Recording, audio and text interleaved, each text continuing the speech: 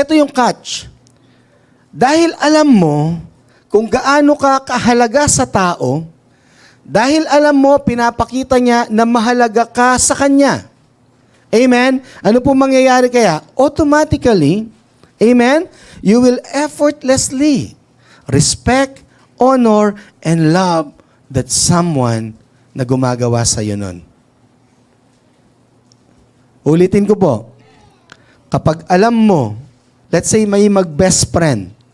Yung best friend mo, kahit saan ka pumunta, suportado ka niya. Kahit ano ang ginagawa mo, ay talaga naman nandun lagi sa likod mo. Hindi kanya pinapabayaan, inaalagaan kanya. In other words, ikaw ang kanyang priority. Amen. So ano kaya ang magiging reaction mo o ang iyong tugon towards your friend? Siya ba'y babastusin mo? Pag nakikita mo, for sure, you will pay respect, you will honor that person, and you will love that person even if hindi niya hinihingi.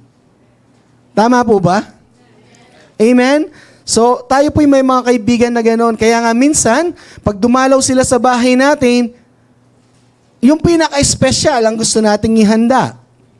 Dahil alam mo na mahalaga ka sa tao na yon, nakita mo ang pagpapahalaga niya sa iyo, na kahit ang iba ay hindi ka na pinapansin, pero siya, kapag kausap mo, kapag binibuild ka niya, nakikita niya ang value mo. At pagpapasyal sa bahay mo yan, Brad, anong gusto mo? Kape lang? Hindi pwedeng kape lang. Kahit yun lang ang gusto niya, sasabihin mo, hindi pwedeng kape lang, kailangan meron tubig.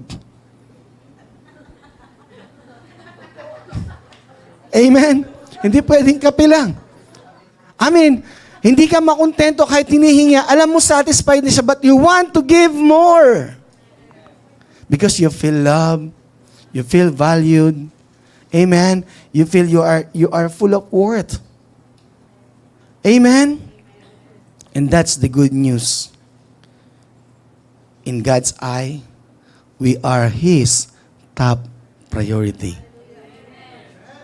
Pag sinabi ng iba, wala kang kwenta, no. You are so valuable to God.